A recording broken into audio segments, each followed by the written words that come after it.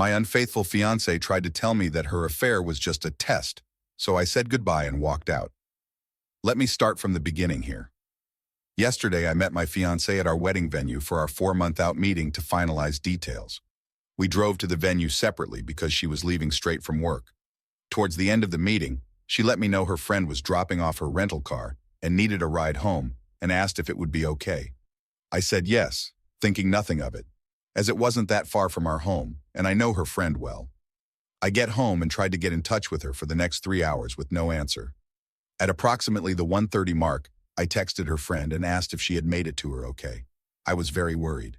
My fiancé ends up coming home and says, "Sorry, it took longer than expected. She hung out with her friend for a bit before leaving." Okay, no big deal. Just let me know next time, please. Her friend gets back to me a few minutes later and says, "Sorry, I couldn't make it to the venue. You didn't see your fiancé tonight?" I asked her why she would say this, and she said she didn't know. She can't control what her friend says, and walked outside. I'm completely sketched out at this point. I've never done this, but I looked at her phone records. Yes, I did, and I don't regret it.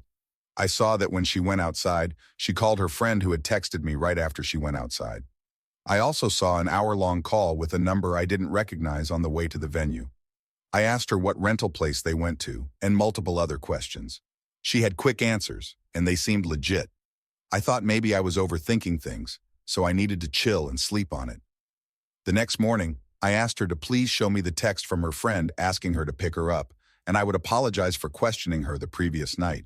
She said no. I said, "When I caught up to you yesterday on the way to the venue, I saw you were on the phone." "Who was that?" She said, "Oh, that's the friend I picked up later on." That's when I knew for a fact she was lying. I said, "I looked at her phone records, and I know that wasn't true." She then changed her story to say, "Oh, I needed to meet up with a coworker to discuss a patient." I asked, "Who is the coworker, and why couldn't you discuss it over the phone?" She replied, "I needed to show him the techniques in person. His name is Michael." Okay, I am beyond sketched out at this point. We never lie to each other. I asked to see the text with Michael, but she refused. I said, "Why not? If there's nothing to hide, are you having an affair? Do you not want to be together anymore?" She paused and proceeded to tell me all the things that were wrong with me. I work too much, don't spend enough time with her, don't listen. I was astonished at this point. All of this is news to me.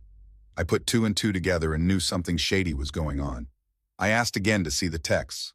It took about a half hour of convincing, but when I saw them, they were wildly sexual in nature, talking a lot about me, also how she wanted to be with him, and how they were essentially in love.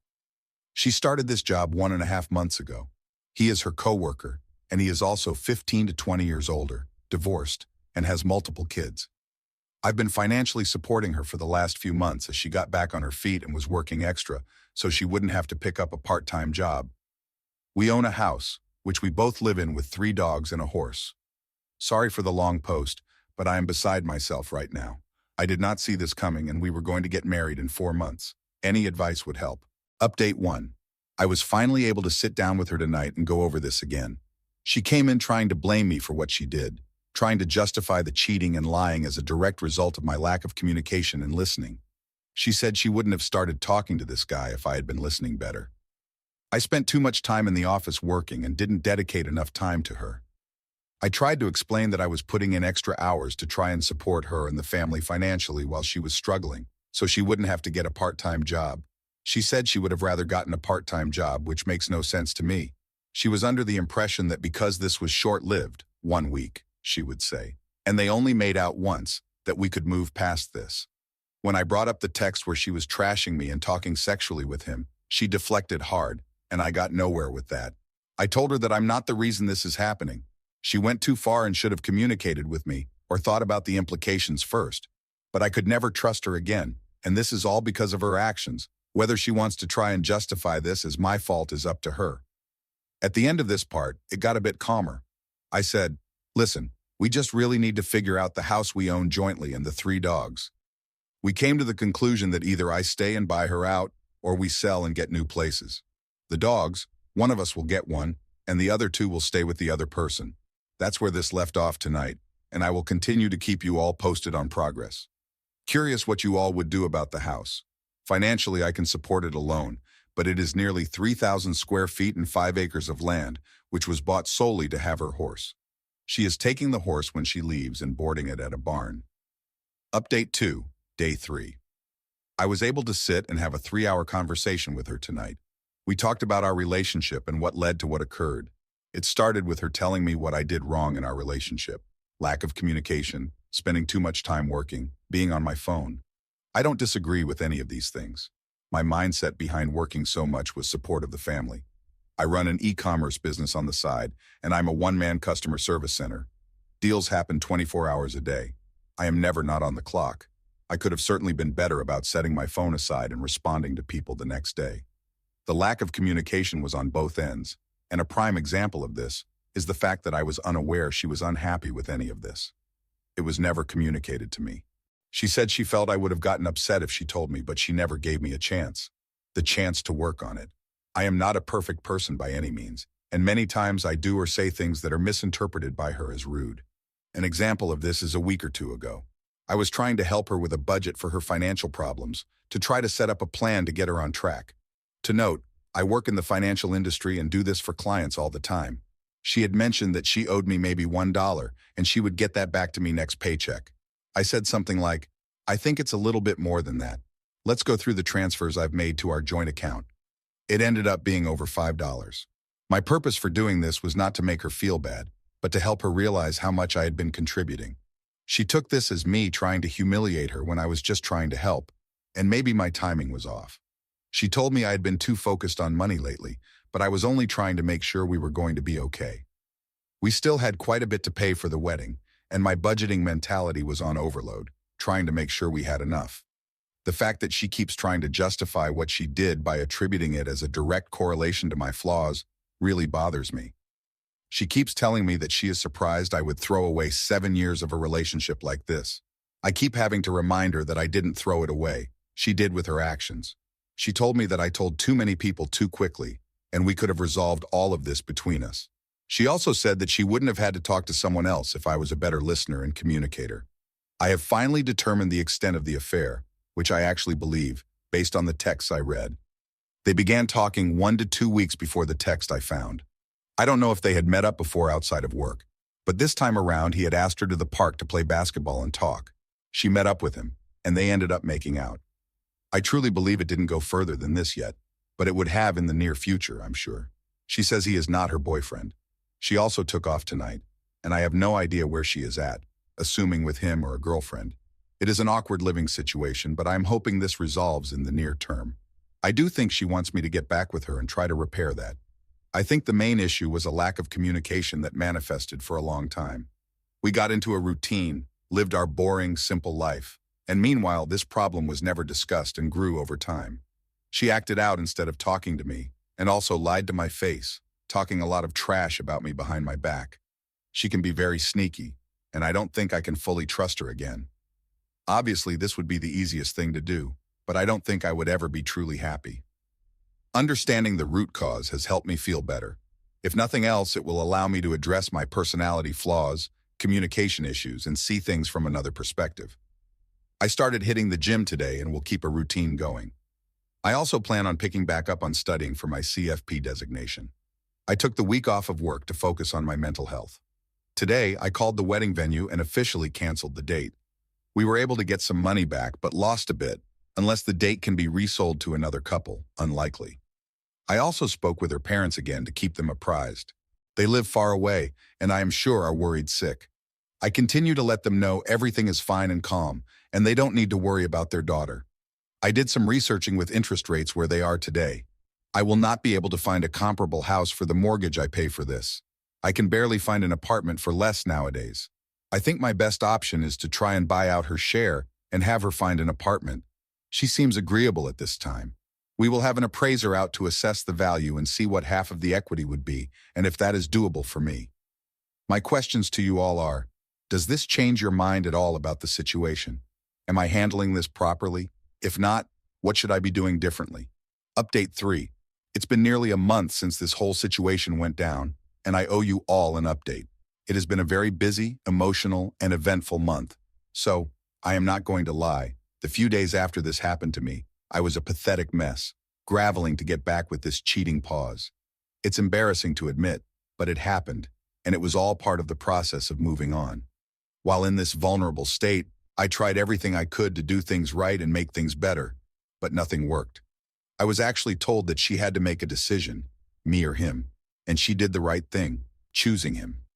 I think that's when I woke up and realized I'd let my self-worth go down the drain, and I needed to take a step back and really focus on me and what was best for me. It is hard, after 7 years of doing everything for someone else, to focus on your own needs, but that's exactly what I've been doing since. I moved our joint savings accounts to my individual checking account. I did the math of what was owed to me and transferred half of the balance back to the joint account for her to take. I've been working out every day since this happened. It makes me feel good to not only improve how I look, but helps me continue to think clearly. I've gone suit shopping for a massage, out with friends and family. Not only was this relationship isolating from my friends and family, which should have been a huge red flag, but I never did anything for myself. Buying clothes is just not something I would do. I was always worried about providing for my sick other and animals. I've been seeing a therapist for the first time in my life on a weekly basis. It helps me talk things out in my decision-making. It is something I will probably continue to do after the situation resolves, just to continue to improve myself.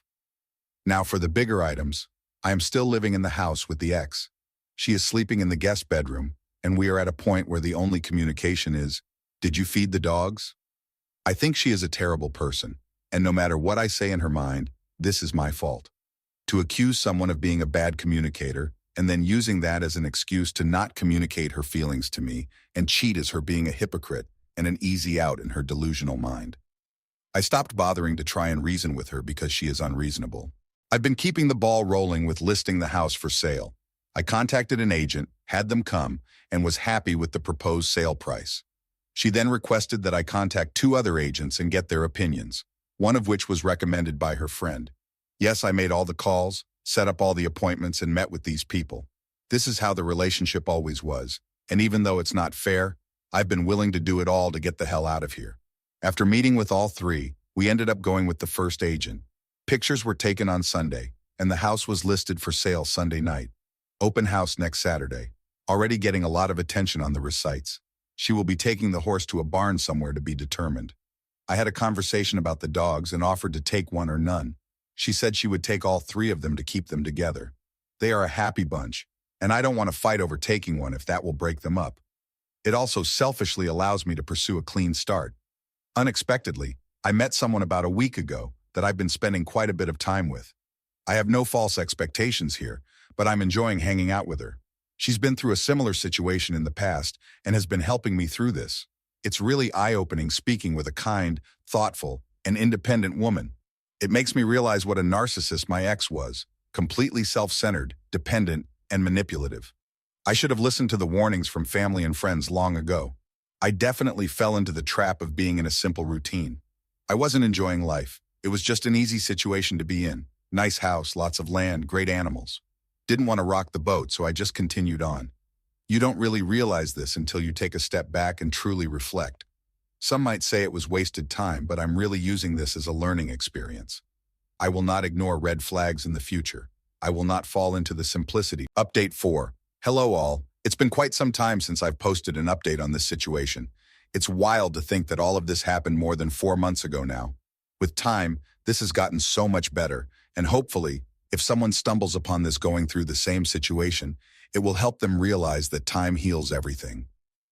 I shared the house with my ex until mid-May. It was painful being there with her and the dogs, knowing that my life as I knew it had ended. We were roommates who didn't like each other. I tried to avoid her as much as I could, but it was impossible. We stayed in different bedrooms, but the dogs were allowed to roam to and from at night, doors open.